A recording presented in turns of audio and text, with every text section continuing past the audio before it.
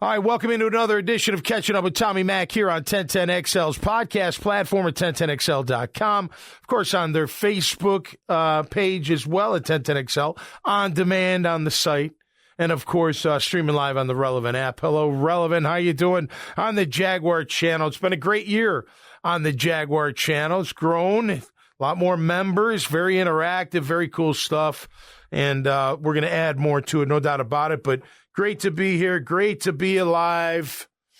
Is the hangover over? Because I felt hungover the last 2 days. I really did. I just felt like, I hit the gym. I did my thing, but just different, just different, obviously. When you don't advance, man, it stings. And look, you're gonna look at it on both sides. You're going to be like, man, that was really awesome. Look what we did. And they should. Every one of them should feel that. The entire organization should feel that. Look what we did. That was pretty awesome. 1 year turnaround. Come on, give me a break. The other side is it stinks. Damn, if I only did this, if it only this happened, if I made that happen, if I made a catch or made a pick or didn't miss a block or whatever, attack or whatever it is, play call, whatever. It'll sting. It'll last for you. But hopefully the foundation grows. Now, I do believe and I don't know if I believe year to year, but just from living it, like when we went all the way to the AFC Championship game in 96, that 97, and then we added guys, you're like, whoa, we're getting to be a really good team. You feel like we got a good team. And then every year we kept adding talent. And 97, 98, 99, obviously went to the playoffs as well.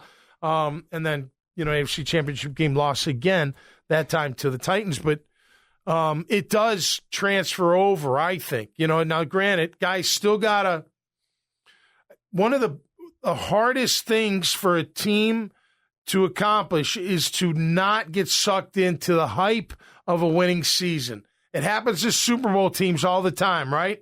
They're doing commercials. They're making more, they want more money. They're trying to do this. They're trying to do that. They don't really want to train like they did, prior to, get to it later type thing, go into the season. Yeah, we want to win, but, we won last year. I don't know. It's hard. It's hard. I mean, we saw it in 2017. Don't blame the coaches. The players imploded. They wanted everything. Now, granted, I may have handled it different. I may have played Jalen early. I may say, all right, you're one of the best players in the league. Let's figure something out.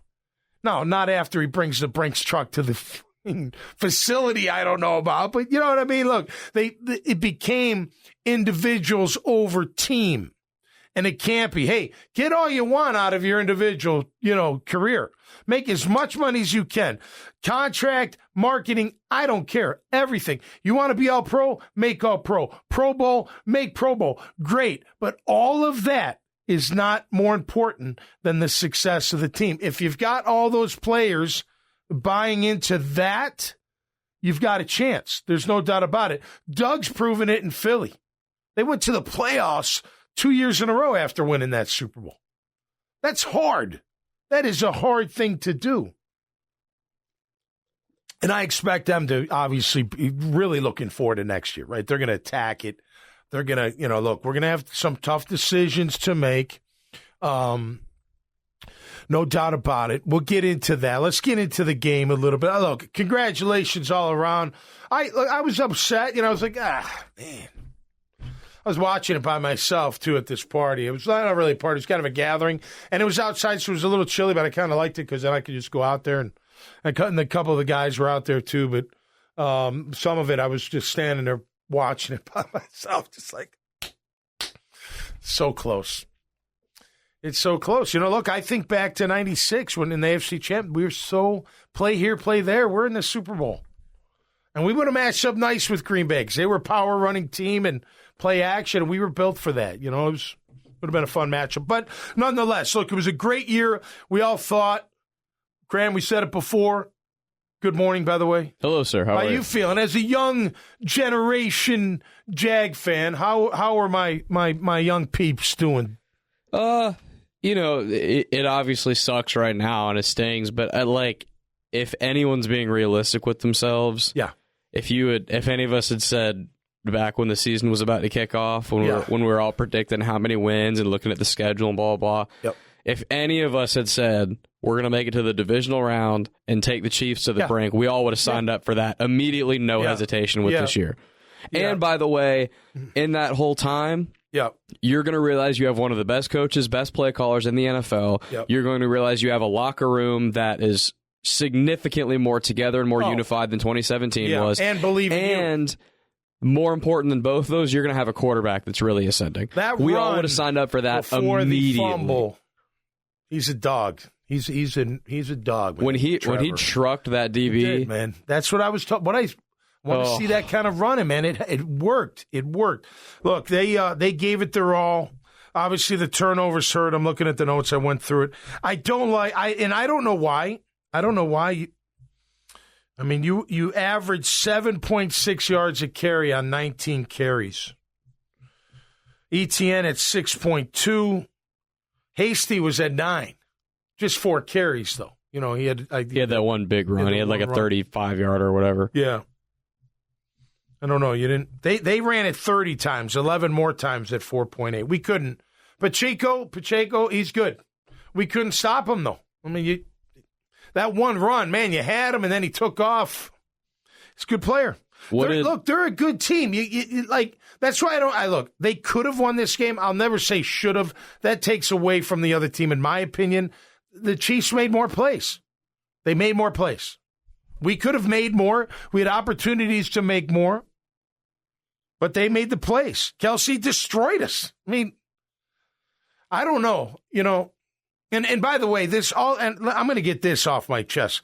This whole, bagging on Caldwell, bagging on Kirk and Aluakin and Agnew. Just shut up. Give me a freaking break, man. You out of your mind? You don't think they wanted to make those plays? Yeah, Kirk should have caught it. No doubt about it. Agnew, I don't know. The ball was high, whatever. You got to catch it. He caught it. He comes down. I don't know. The rules state, if the rule is the way the rule states, that ball is moving before the second step after the catch. It is. So don't you have to have that ball secure for 2 steps before it becomes a fumble? It was weird how quickly it was determined. It was really weird. And then they come back and they only showed the one angle. I wanted to see the other angle. Same, so did I. Let me see what's going on. But to me, look, you don't count the grab as one, and if you do, then it's the third step. Right. And on his third step, if that's one, which I don't count as one, so let's count it as 2, right? That second step, the ball's moving. It's not out, but it's moving. Right. I don't know. I'm not an excuse, ref bull crap stuff, but that hurt. But let me tell you something. The return, you're giving them shit for getting tackled by the kicker. They just got him. Game of inches. Just by a hair. You want to give the guy 44 yards per return. Sit down and shut up. Give me a break. Guy was unbelievable. Well, that's not uncommon, too, because, a lot of times to get past everybody else, you're going to be, right by the sideline. Mm-hmm. So all a kicker's got to do is, shove you out. It's not like it's the middle of the open field. No, right. And he blistered you. I mean, he just clipped your heel, basically. Hey, that's his job. Hollis could tackle. He's a little dude, but he'd fly in there and try to tackle somebody. So, look, those returns were great. He's great. I want to see more of him, not less. More of Agnew. You think about it in the passing game, I think against the Colts, the first game that was here, he dropped a deep ball. Other than that, those two are the only 2 miscues I think he's had all year. That's right. So it's listen, in an entire season, you're going to sign up for just 2 miscues the whole season. It sucks that it came when it did. No doubt. But come on. I was surprised they didn't do the play with him that they did 3 quarters into the year. It was at home. They motioned him from out. They motioned him in, and then he planted that foot and zipped back out and was wide open. It was a touchdown against the Ravens. Yep. That was a beautiful call. I thought at that moment, this could be a good one. Because if they're playing man, he's going to lose his man. He's too quick. You can't. And you're thinking, if he really sells, I'm going across, you're eventually got to look at so you don't run into anybody. And then he plants it, comes out. And you're making a defender. The Packers used to do that with Devontae Adams. Yeah, right. When they'd have a corner would spy him. Yep. What you're doing is you're making the DB, you're making him play defense before the ball's even snapped. Right. All of a sudden, I got to play defense for an extra 2 or 3 seconds. Yeah. Here's another thing, too. Chad Henne, forget Aluakin not grabbing the pick. Chad Henne should not have gone 98 yards on you. No disrespect to Chad. He's solid. That shouldn't have happened. I don't know why. Now, I'm going to say this with also saying a caveat. Mike Caldwell did call pressure sometimes that they didn't win the battle. They didn't get home. They either got picked up by the back or whoever, but they didn't get home. So that's not on Mike Caldwell, in my opinion. It's not. Now, when you bring just 5, why you don't have Kelsey in and out? Remember we were talking about that when we talked about that last week. I'd in and out him, right? You got to have one guy on the inside, one guy on the outside. Not all the time, but some of the time. They didn't do it any of the time. He's a tough guy to cover. And then they had Arden Key on one play cover. I'm like, he can't cover him. He is a truly true. I mean, he is so athletic. You know what I mean? He reminds me of a basketball player that can take it to the hoop, no problem. He plays football like it's basketball. He does, man. When he's running, you almost feel like he's got a basketball behind him, ready to dribble into the lane. Well, he's not only is he a freak athlete, but what makes him one of the best tight ends to ever play is his ability, and this is like basketball, his ability to feel where the space is. We know that routes are not always exact, right? There's a little bit of an art to kind of figuring out soft spot. He's the best tight end probably ever at doing that. I'm not saying he's the best tight end ever, but he's probably the best. He's one of them. He's up there. He's one of them. But his ability to kind of know where that soft spot's going to be, and then Mahomes being on the same page with that, it's borderline unstoppable. Yep. No, they're a good tandem. He's really good. I guess I just would have paid more attention to him. But again, you live and learn. You're going to hopefully. I will say this. Hey, we'll be back. Hey, pull the ring. It's hard to get back. Your schedule's going to be harder. You never know about health. You hope to be back. You don't get to start the year on a 6-game winning streak. You just never know. Yeah. I'm not saying you can't. Obviously, we expect. Now we're like, look what our expectations this year went from 6 wins, whatever. Just want them to be competitive. Just want them to be doing something. And then it went to, no, they got to win. Well, we were just saying that off air before we were just saying that off air before we hopped on. Yeah. This was a great season. They vastly exceeded expectations. Yeah. Everyone's happy, but now this year, heading into next, this is similar to 2018 in this regard. You hope they have a better season, obviously, but the expectations are different now. Totally. All of a sudden, getting a playoff win, getting to the playoffs, having that stuff is expected. You're champs. Now, I'm not going to sit here and we expect you to be champs again, but you better be vying for that championship. Yeah. It better come down to the wire at least. Now, all of a sudden, 6 or 7 wins is not acceptable. No. Not at all. Not at all. No. But we'll see. We'll deal with that. Look, I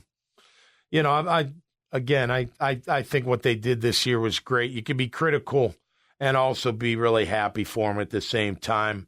But look, that Henne drive killed them. The other drive, the 75-yarder when Mahomes came back, that killed them.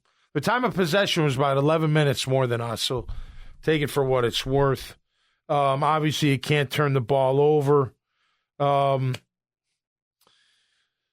Mahomes is phenomenal. I would have gone after him. I mean, even more, and up the gut. Just he's on one foot. He's funny. I loved how he threw he was pissed. He's like, I don't want to come out. That's a competitor, man. I wouldn't either, man. High ankle sprain, though. But, look, how did he get it? From pressure, right? I mean, that's what, it was a clean hit and everything. But that was all people saying it was dirty pressure on Twitter. Shut up. How can you, first of all, anybody that says that, let me tell you something, they changed the rules that we cannot land, defensive players, cannot land on quarterbacks deliberately. What are they going to do? They're going to pull them down backwards. You created the rule. You created this monster. You are going to create more injuries because of it. You are. Now, I'm not saying landing on them can't, do the shoulder thing, the AC joint, the collarbone and all that. It can on occasion. But I tell you what, when you get yanked down, bear hug, thrown down, there's going to be injuries. If those feet get caught anywhere, yeah, you're going to rip it. And you're going to rip it. The annoying thing on social media, I mean, obviously referees and commissioners know better, so it's not a big. But the annoying thing on Twitter and stuff is like, anytime someone gets hurt like that, and you play it back in slow motion, you can make anything look dirty, right? But you have to realize this is like split-second stuff. Right. It's not dirty. It's not dirty. But again, that's the move now. They grab and pull down because I can't land on them. It's ridiculous. Remember last year, wasn't it Chris Jones when he hit the quarterback, grabbed the ball in the middle of the air, and then tried to put his arm down, but still land. Was that against Trevor? Remember I don't think so. I feel like that was like a playoff game. I know what you're talking about. Right, like the sacks the QB, ball comes out as the ball's going down. Quarterback's going down. Ball's out.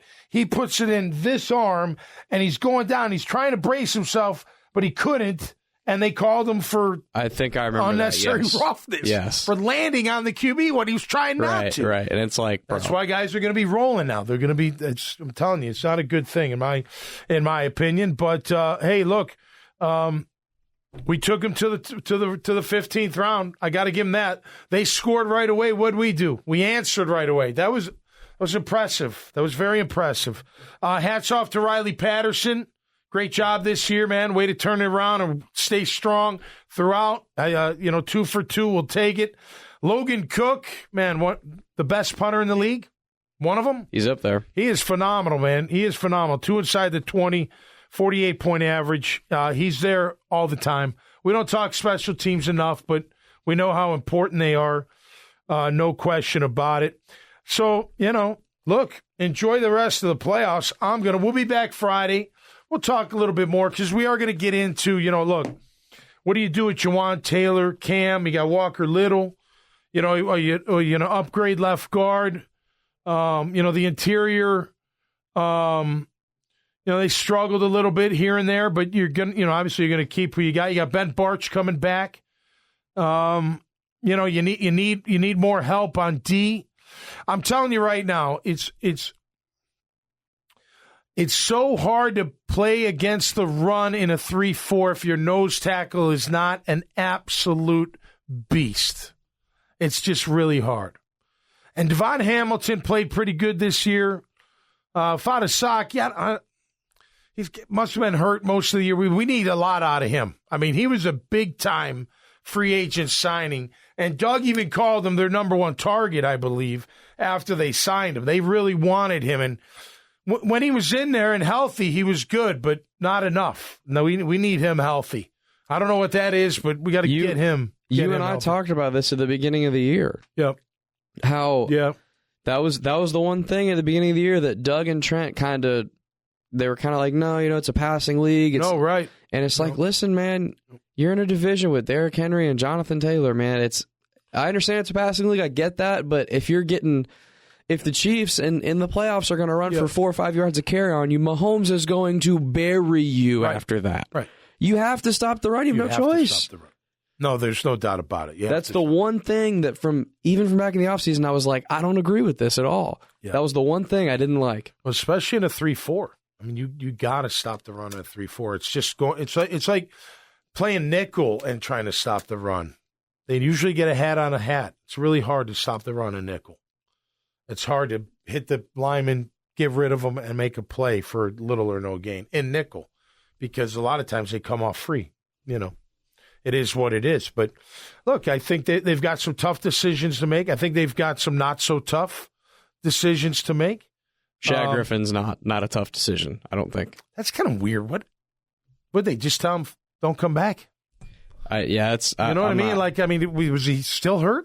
I think sometimes what may happen with that is if there's like a contract scenario where the player is more than likely not going to be back the following year anyways, and they do get nicked up, and they want to save their own value, well, I think the player and the team will reach some sort of agreement, kind of behind closed doors, of like, hey, shut it down. And I don't know that for a fact. I'm just speculating, but it seems like there was probably something kind of like that because he hasn't even been like in the locker room and stuff. From what I know, he came from Seattle's cover 3. Yep, not man. I want man. I want press. I want Sauce Gardner type. I want Tyson Campbell. Yep. Although he struggled a little bit, but he's overall still very good. I want a dog like that, man, that's dictating that line of scrimmage. It's hard to play zone, especially with no pressure. You can't play zone without pressure. It's just there's always a hole. And all that quarterback needs is a split second. All that Chad Henne needed was a split second. By the way, if you shut down Pacheco a little bit better, maybe you stop that long drive. I don't know. That was annoying. Well, yeah, it was like they went 98 yards. 98. Chad Henne only threw for 25 on the drive. Well, 39 came on the one big run. He got stoned in and then out he went. Because they had a 39-yard run plus a 15-yard roughing the passer. It's like Chad Henne didn't even do that much, but it's like, come on, man. The opportunity to get off the field is there. It's right there. No. And that's been a problem all year. Third down conversion against the Jag defense. And the roughing the passer call on Henne was ticky-tack, but they call that. Right. You have to know that you can't. They didn't call. Trevor got drilled. That was ridiculous. That was crazy, but I mean, that's a big guy flying through the air. My gosh, that was a drill. But that's a little bit of because I do like when quarterbacks get it. And even if they're mine, I believe that's a little. Could there be a little bit of home cooking there? Sure, maybe. But part of it is listen. If you get the number 1 seed and you get to play at home, you kind of earn a little of that, right? Field advantage for a reason, right? One of my biggest takeaways from that game is if that game's in Duval, I think almost for sure the Jaguars win. Yeah. So my takeaway next year is let's get the 2 seed, the one. Let's have more of these games come to Jacksonville instead. Yeah. Well, that's what you hope to earn, but look, they could have done a couple things here and there and maybe won that game. 100%. So it's a great year. It's a great year. I mean, come on. It was a phenomenal year and great for our fans, for our city, for the organization. Everybody was so happy. So we'll keep it rolling, right? It's great to be a Jaguar fan again. Great to be a Jaguar again. Steve Mariucci, not that it means anything, but he's saying, look out for them. You better be scared of them. I don't know about all that, but we are going to be. Look, you trust in Doug, right? That's number one. You trust in Doug Peterson, and I do, and I think they're building something really great. So it's going to be a lot of fun. We'll be back Friday after my appearance on Jaguars Today. Looking forward to that. Hey, a week from today, the Horse's Mouth, starting season 6, first show on the USS Orleck in downtown Jacksonville. Going to be an awesome military-themed show. So I'll tell you more about that throughout the week, but I'll be back on Friday right here on 1010XL's podcast platform at 1010XL.com. So have a great day. Until next time, be safe and be cool. We'll see you right here on Catching Up with Tommy Mack. Peace.